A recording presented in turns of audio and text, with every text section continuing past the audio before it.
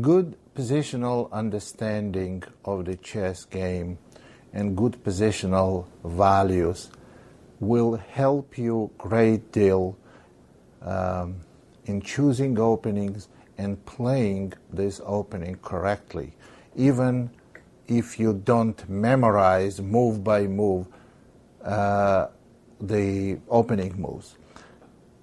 A lot of times when you memorize the opening and then you see something is played by your opponent that you don't remember, you're going to have a great deal of difficulties to play it by yourself unless you know what you're looking for. It's like in life, you will never find something if you don't know what you're looking for. So here you have set properly your positional values, what you're trying to do. I want to play for dark squares and I want to play for quick development. I want to play for kingside attack. Then you know what are the best ways and best means to get there. So let's look for some positional sacrifices they made for some of these concrete values that we just talked about. We already spoke about quick development, developing attack on your opponent's position if he violates some principles. Now we talk about strictly positional maneuvering or activity of the piece or having some other positional values. Well, let's play one of the most popular variations of King's Gambit, which is Zamish variation of King's Gambit. E4, D6, F3, castle, bishop E3, knight to D7, queen D2, E5, D5. This is the old way of playing Zamish opening for black. That's how they played in 40s, 50s, 60s. Today they play, they have different ways of playing this opening for black. And we will get to one of these ways later in this lecture. So knight H5, white castles long, and black goes F5. Now the best way to play this position for white is E takes F, G takes F, and bishop to D3. Now what white is trying to do here, to play knight G to E2, and then to play G4, and trying to opening the lines, the files on a king side, and perform the attack against the black's king. Now let's talk, what can black do? Now obviously, the most of the time in a chess, almost in any opening, when you see the sides, both the white and black, they're castled on the opposite sides of the board. One goes to queen side, the other goes to king side. You know most of the time that game is decided by direct attack. You know white wants attack on king side. So we know with the black that we want to attack on a queen side. So if we want to attack on a queen side with black, what we want to use? There are two things we have to do. We have to open position on queen side, which is not very easy to do now, and open, then use the dark square G7 bishop. So how can we do that? And what we're going to do with the knight on D7?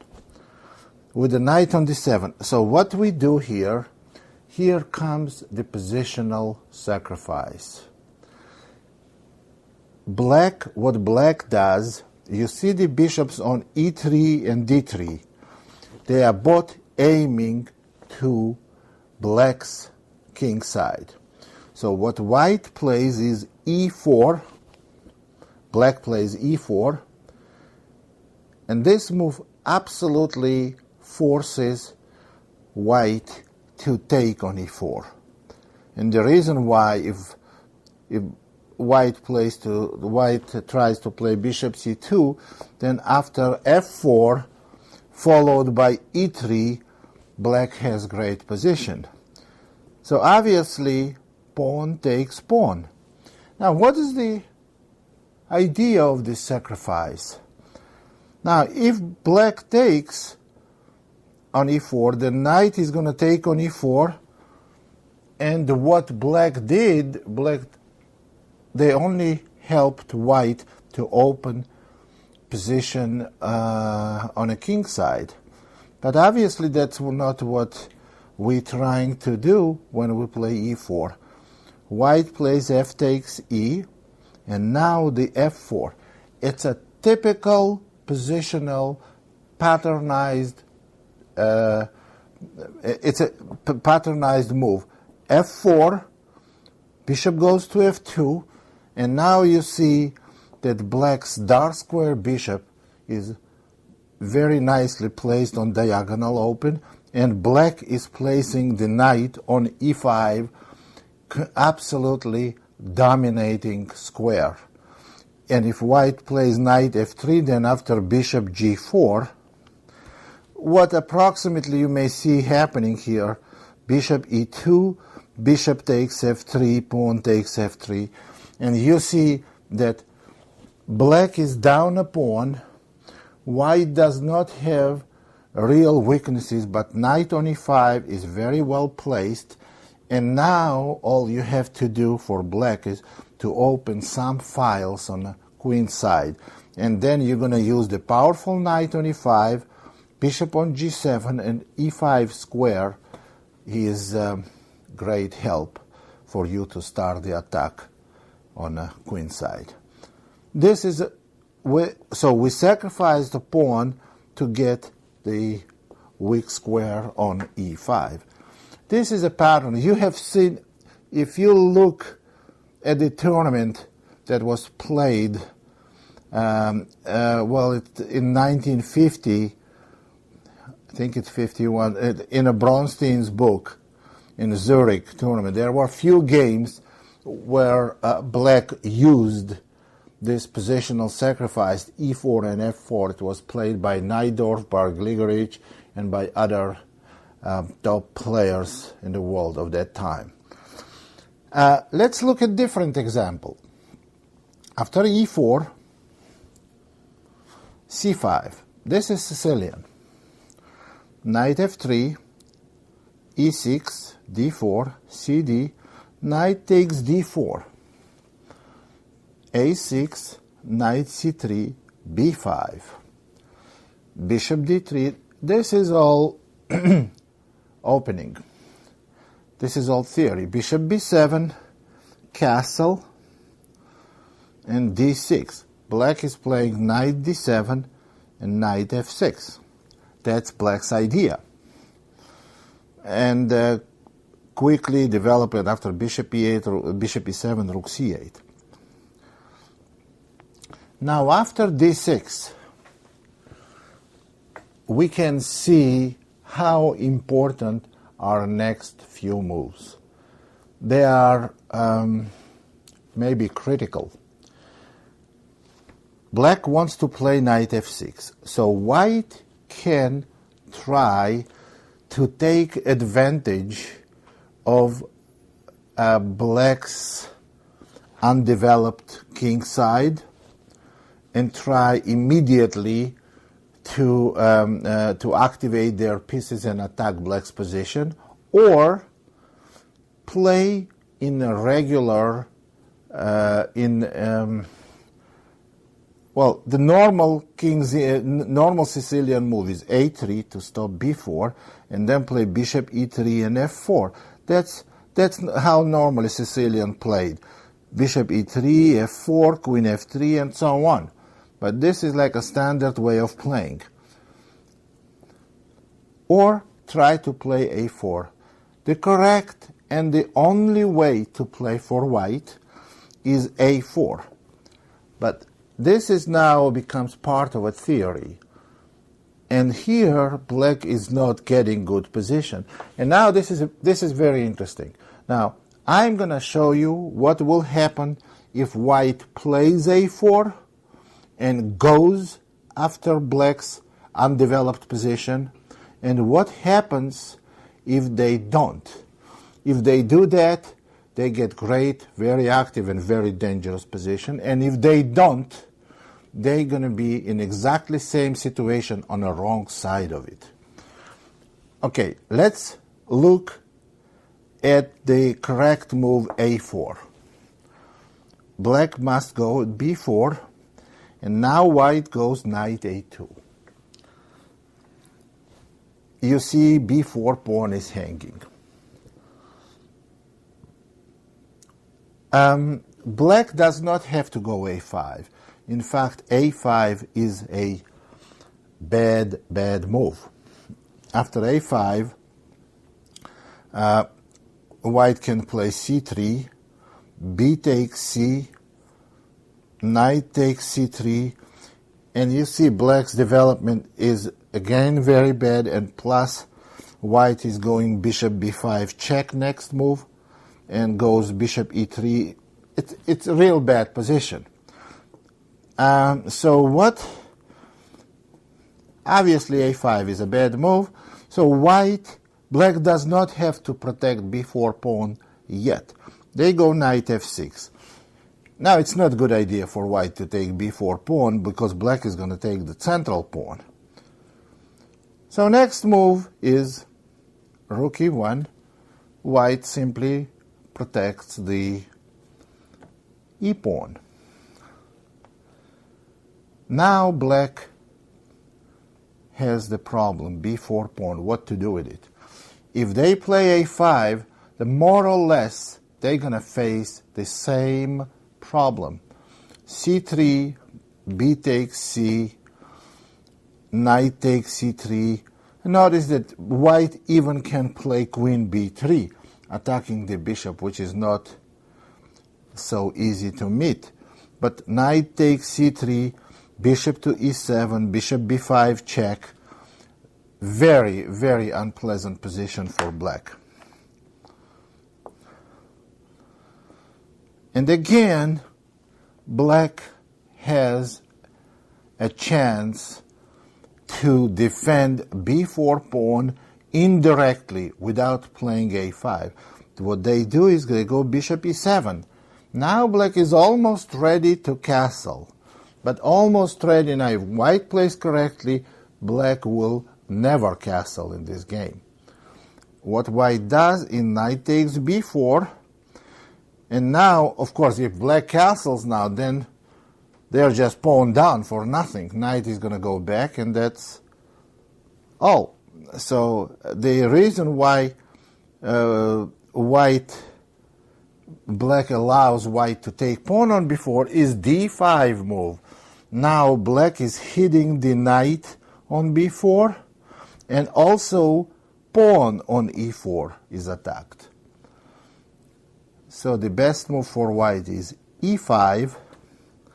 Now bishop takes on b4, attacking the rook on e1, and pawn c3. Now let's look at this position. Black has an extra piece, but you see now two pieces on knight on f6 and bishop on b4, so black is obviously going to lose one of the pieces, but then it's going to be equal material. The best move is bishop e7, pawn takes knight, and bishop takes f6. Now what has happened here? It's absolutely equal material, and black has central pawns for white's wing pawns. That's good for black.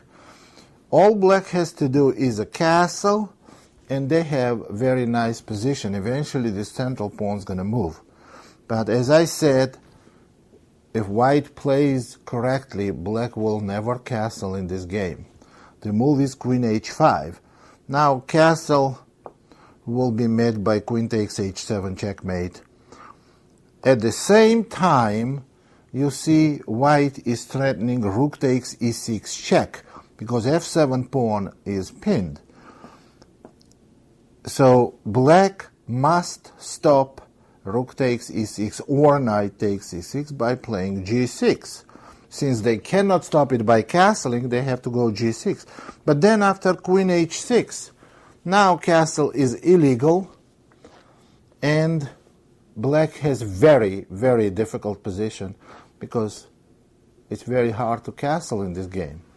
And if they don't castle, white is going to continue development, bishop f4, double rooks on e file, and you see that every piece is concentrated on black's king position.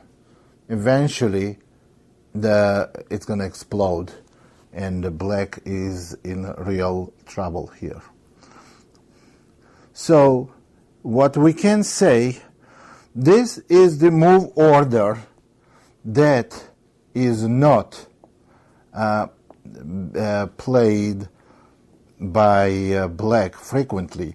Theory does not recommend, but I'm sure that a lot of people that play this variation with black, they don't play b5 without knowing what the actual reason is. So on b5, bishop d3, bishop b7, castle d6. I have tested it in a tournament and on internet. I played many, many games, and almost 90% of the people on reasonably high levels, they don't even play a4. What do? They play a3, or they play bishop e3, and after knight f6, when black threatens to go b4 and knight takes e4, now they play a3, stopping that. Now this position, now we're going to see the other side of it. This position is already not good for white. The reason, what's the difference between this position and regular Scheveningen Sicilian position? Black's knight is on b8, not on c6. With knight on c6, white is okay. When knight goes to d7, you're going to see e4 pawn experiencing certain pressure, and white cannot show any activity. For example, f4, rook c8, queen f3, bishop e7. And now in this position, rook a to e1 and castle. Now, what can we say about this position? What is normally white's plan? Black's plan in this position, or white's plan? White wants to push the pawns on king's side.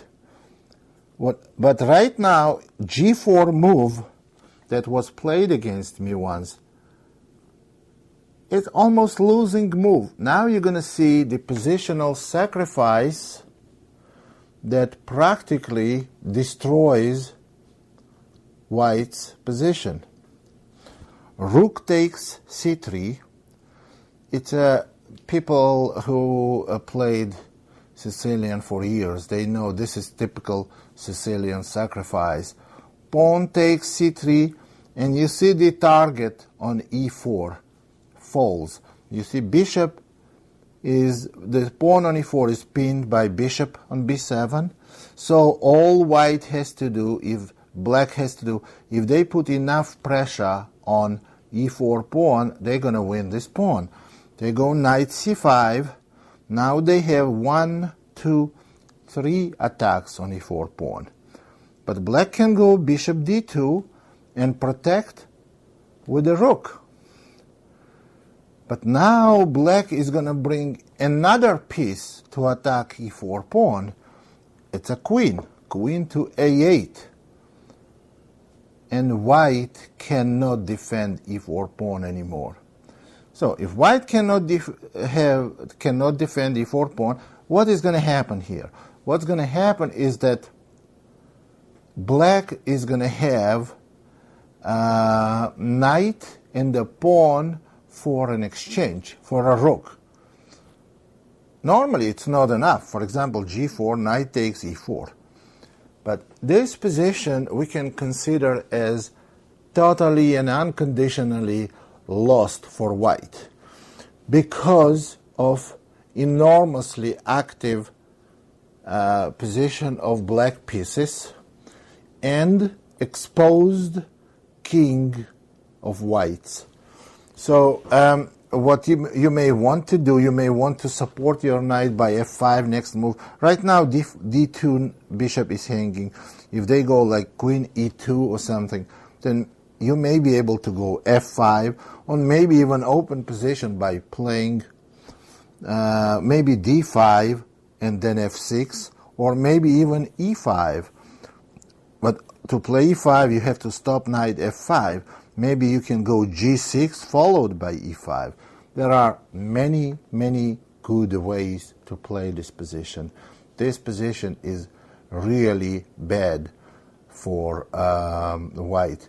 I explained in the previous examples that what is black sacrifice here? When you have a minor piece and a pawn for exchange, you are only practically like a pawn, value of a pawn down. Here, you are not even value of the pawn down because totally destroyed queen side of white's queen side pawn structure is terrible, and king side pawn structure is not much better than that. So, position is totally lost. The other way, you don't even have to open position in the center. You can go rook c8 and then play knight takes d2, queen takes d2 and knight a4. Just try to pick up some material on queen side. And that's a good way too. So white has multiple ways to play this position. And this is terrible. Black has. So this is terrible position for white. So now let's go back. This is type of sacrifice that is very popular. Rook takes c3 and very typical for a lot of Sicilian positions. Next example I want to show you in one of the variations of King's Gambit. This is also very positional sacrifice with no concrete threats. Okay, here is the variation, very well known 4-pawn attack. It's called 4-pawn variation. f4, castle, knight f3, c5, d5, e6, and bishop e2. E takes d, and in this position, white has two different ways to recapture on d5, and it's with c pawn or with e pawn. We are not going to discuss recapturing with a c pawn because it's not the subject we're covering now. We're covering subject of positional sacrifice. White is okay, black is okay even after cd and rook e8 or bishop g4, but that's not something I want to cover now. I want to cover e takes d, rook e8, castle, and bishop f5. What black wants to do, they want to go just knight e4 and open their bishop and having very good game. Knight to h4. Now this is the key move in this position, which can question black's decision, black's bishop f5 move. And here comes that positional sacrifice. Again, we are sacrificing an exchange for piece, for minor piece and a pawn. Move is knight takes to d5. Idea is that black is attacking white's knight on h4. And now white has two responses. One is knight takes bishop, and the other one is the main move, knight takes d5. Now let's quickly get out of the way knight takes f5 move. What happens now is pawn takes f5. Pawn takes f5 actually is not possible because then white knight takes knight. So knight takes f5, black plays knight takes c3, attacking white's queen, white takes on c3, and black takes on f5. Now black has an extra pawn. They have slightly weak pawn on f5, but after knight c6 and queen f6, they have great position, or maybe winning position. So knight takes f5, it's obviously the bad move. And the correct move in this position, knight takes d5, queen takes h4, and knight c7. That's why we call it a sacrifice. Now black is losing one of these rooks. So black's move is knight c6 to connect those rooks. And now white has to play. Which rook would you take with white? Would you take the e8 rook or a8 rook? Actually, I had an opportunity to ask large audience which rook they would take, and over 90%, way over 90%, would take the a8 rook. And the audience I asked were including quite a few masters. Knight takes a8 move is the most obvious move, and most logical move, and immediately losing move, and the worst move. And here is why.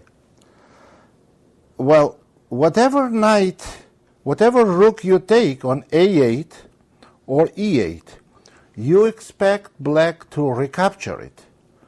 And now, well, would you rather have black's rook on a8, or would you rather have black's rook on e8?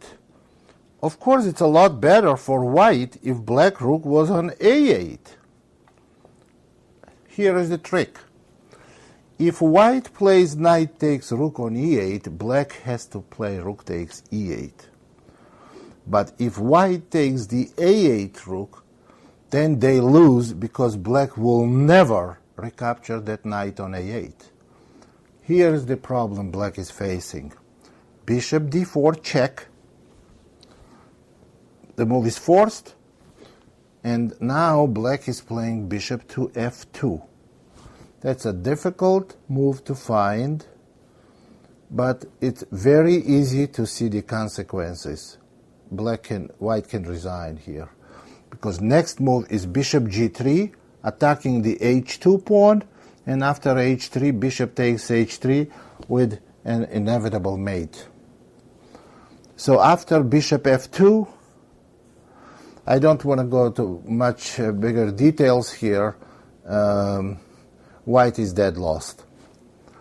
So that's why white must capture the e8 rook. Well, now you may ask, what is going to happen if black plays bishop d4 check and bishop f2 anyway? Now that doesn't work, because white has defense that they did not have if white knight was on a8 and black rook was on e8. With white knight on e8 and black rook on a8, white can play bishop g4. And if black plays bishop g3, then white can simply go h3, and there is nothing.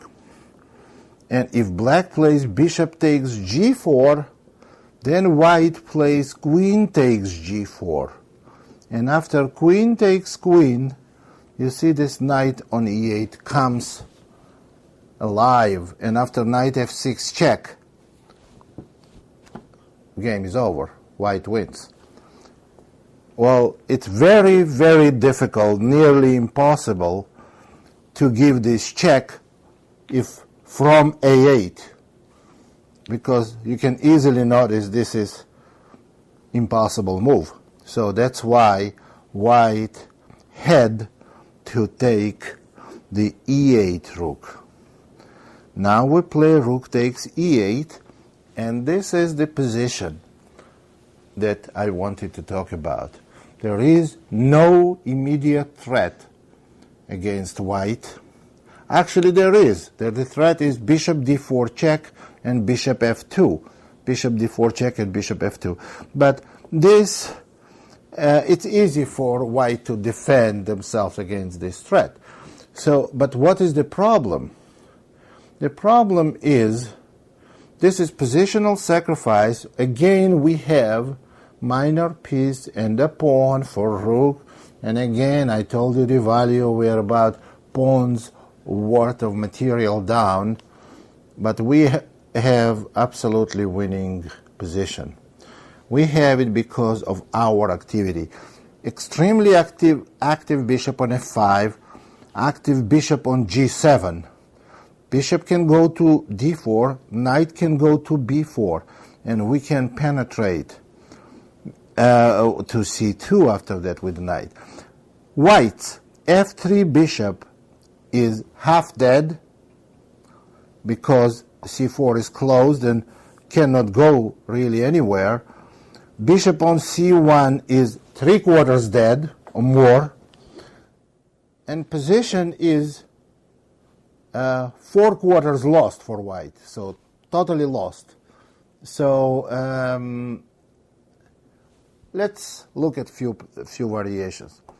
Suppose they go g3 and queen h3. We go queen h3, and now we want to go bishop d4. And suppose white plays bishop f3. So what can we get out of this position? What I would like to do, I don't want to put my knight on d4. This is a beautiful position for a knight. But the reason I don't want to put knight on d4, because we have one square for two minor pieces, for the knight on c6 and the bishop on d4. Now, if I put the knight on d4, bishop does not have any good square. But if I put the bishop on d4, check, and after king h1, put the knight on b4, you see now bishop is playing and knight is playing. Bishop goes to c2, knight goes to c2. It's a deadly threat, actually. Bishop on c2 is another deadly threat. And knight goes to d3. White has every right and every reason to resign. Another move here possible is bishop c2. You see that queen cannot take on c2 because queen takes f1 mate, but on bishop c2, white may go bishop g2, and it's still very good for black. Bishop takes d1, bishop takes h3, and now, if nothing else, white can get their exchange back, sacrifice material by go bishop e2, attacking rook, one square for the rook, bishop f2, rook is trapped. But that's not what I would. Actually, rook is trapped, or even bishop f3, just winning its mating in next move. The reason I wouldn't go bishop e2, because if white goes bishop d2, we're going to have an extra pawn only. But in the variation that I recommended here, knight b4, we are entitled to a lot more than that. White's position is absolutely lost. That's another, you see, now it's a picture, something you have to notice. Active knight on b4 with deadly threats, bishop on d4 dominating, and bishop on f5 dominating. And only open file on the board controlled by black rook. And you see the activity of white's pieces.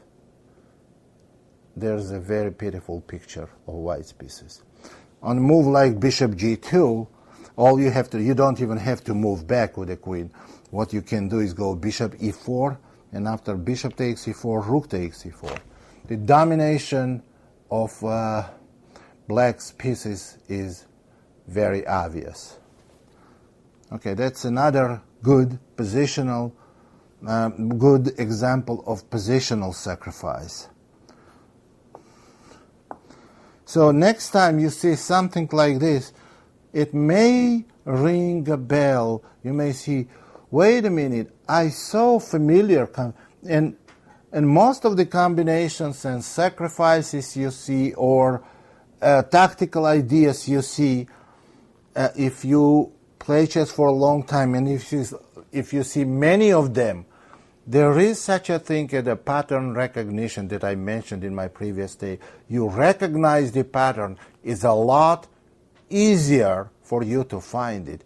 For instance, if I saw some position, for me it may be much easier to find tactical shot than for other people.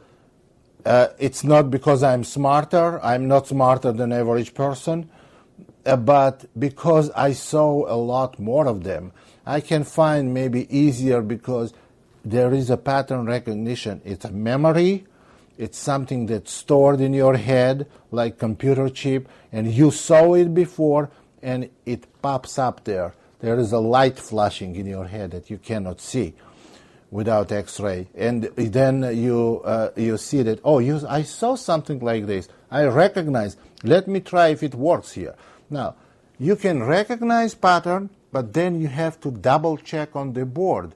Pattern does not always work.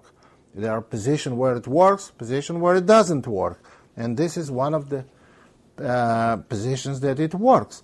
Now, let's look at one very interesting, very, very interesting positional sacrifice of a lot bigger material than a pawn or exchange for a pawn.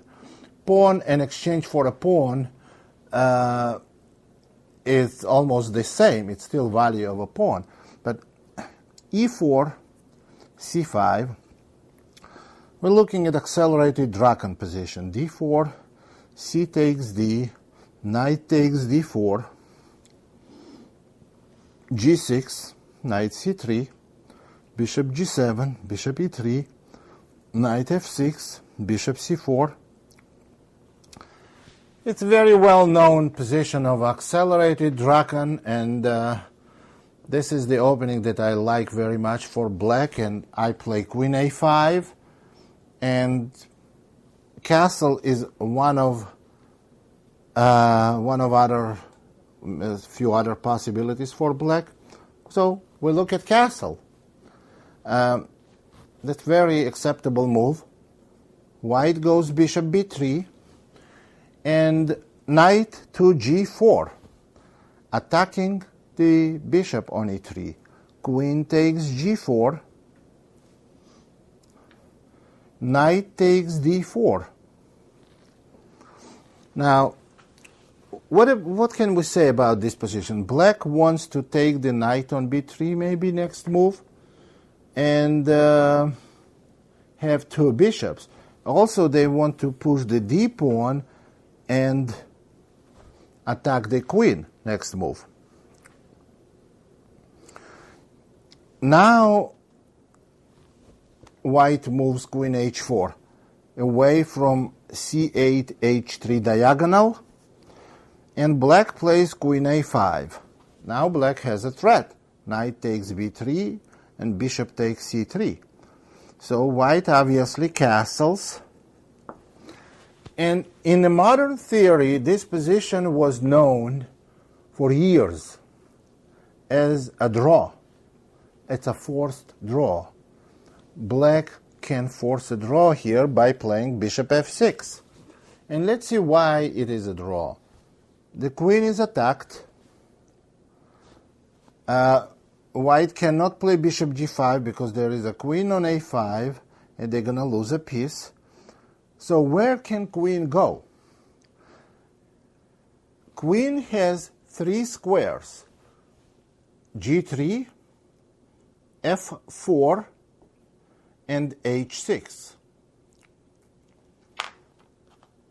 g3 and f4 should be excluded immediately, because on queen g3 or queen f4, black plays the same thing exactly. You see there is a possibility of knight e2 check and a fork, but it's not good because knight from c3 will take on e2. So what we do is, on queen g3 or queen f4, black plays queen takes c3. And when white recaptures, then knight e2 check, king h1, and knight f4. Black did not win any material, but you see the broken pawn structure gives black, actually gives extra pawn and winning position. So that's why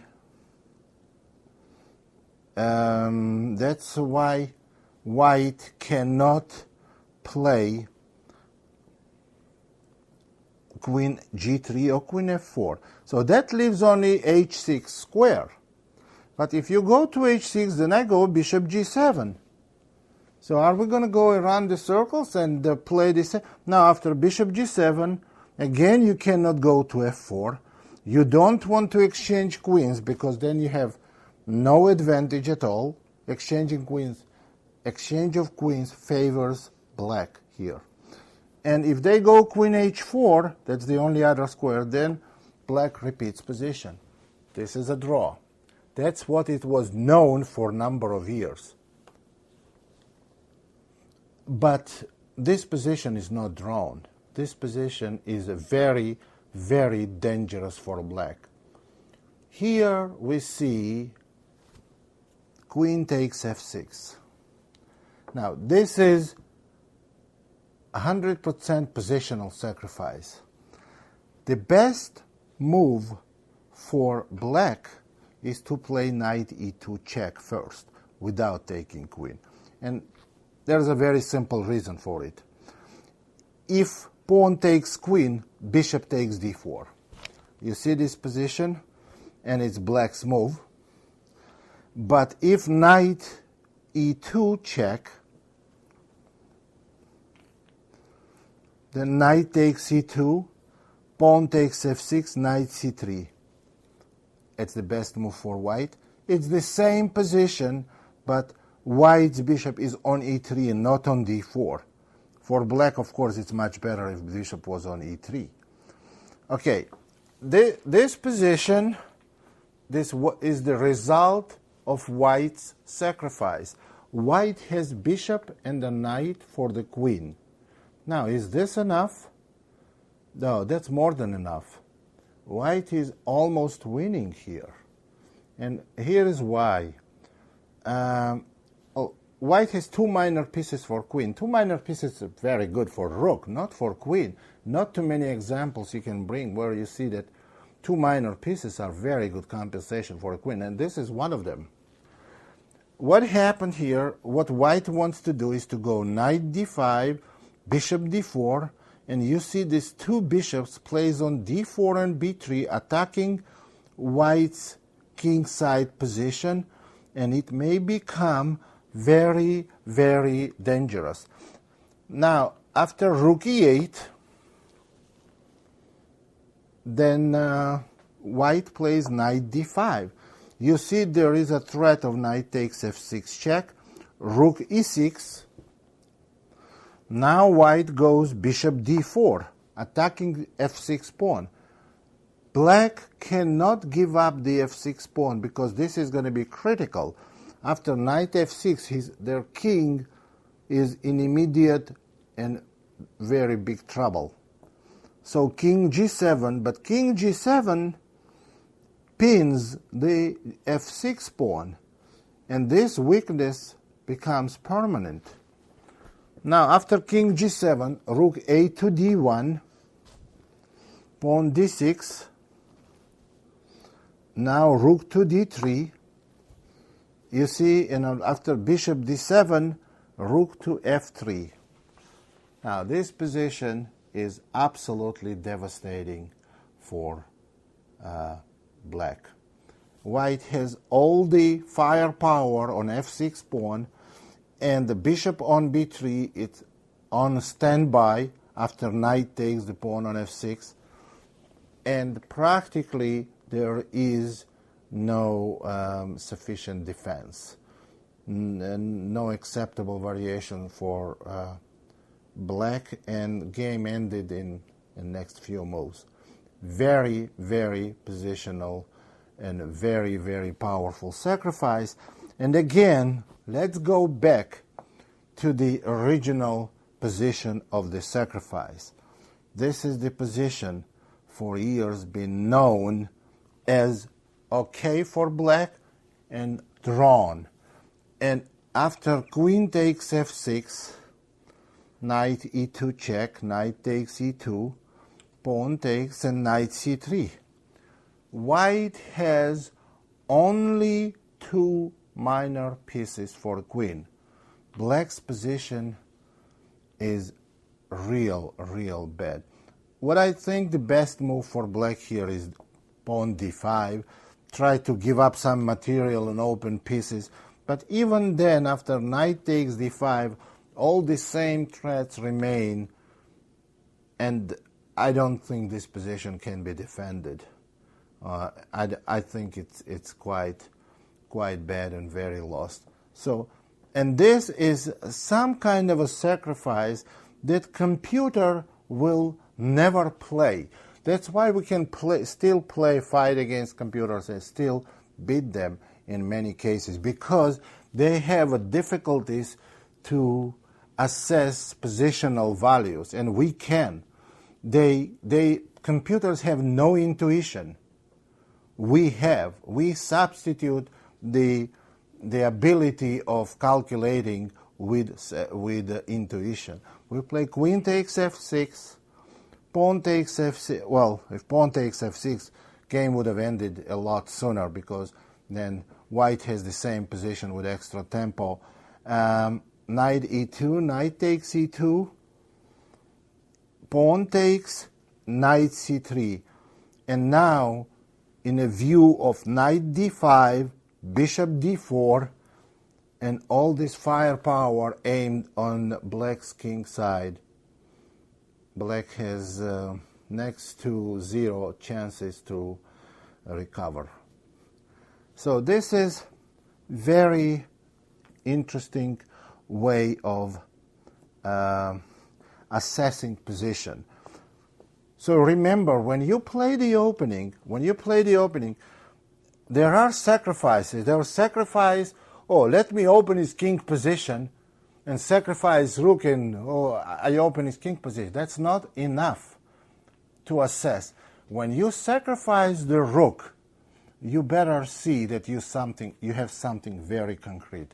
When you sacrifice a pawn, then you see that you have some positional values, such as your opponent's open king position, or you're way ahead in development, or you see your opponent has bad bishop blocked with his pawns, and I have dominating knight, or I have some pawn structure, or I have a pass pawn.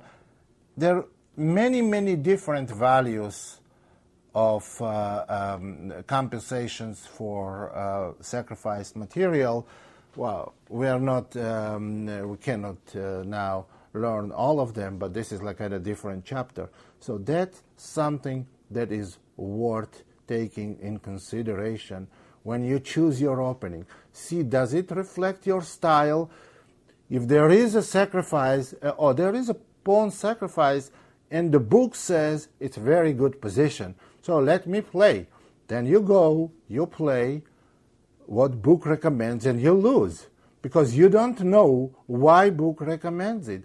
What are these values? Why you sacrifice pawn, and why this position is worth this pawn? And you started analyzing. Never trust book. The reason why, it's not because they cannot be trusted, because if you don't trust book, two good things can happen. You don't trust book, you can find something in very rare case that he refuted the book. It's a very rare case. But still, why is not good to trust the book? Because then you try to refute books evaluation, and then you started analyzing and you understand why this evaluation was made. Now, then after that, after you spend significant amount of time, you realize that book is right. So now I can trust it, and I know deeply why it is right. Now I can play this opening, and I should expect good results. Thank you very much.